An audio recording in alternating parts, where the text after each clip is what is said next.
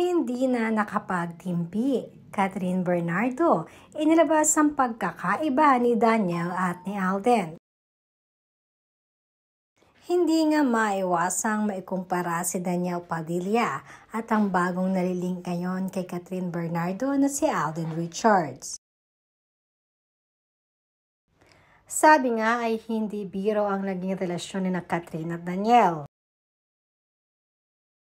Hindi rin biro kung paano pinaglaanan ng oras at pagmamahal ni Kat si Daniel at higit sa lahat ang kanya naging pangunawa.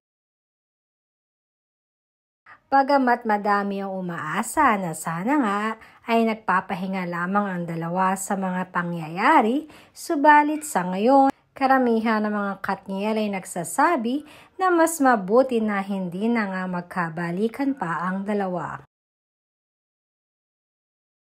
Napakaraming lumalabas na issue, hindi na rin nakapagpigil pa si Catherine at ibinunyag na nito kung ano nga ba ang pagkakaiba ni Daniel at ni Alden. Marami ang talaga namang makakapagpatunay kung gaano kagalang itong si Alden Richards. Hindi rin lihim sa ugali ng napakaraming nakasama niyang aktor kung ano ang totoong pag-uugali ng binata.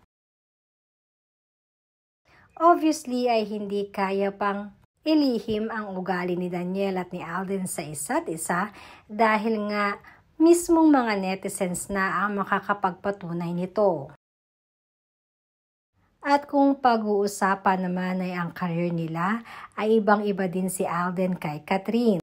Hindi kasi natatakot si Alden na masapawan siya ni Catherine Bernardo.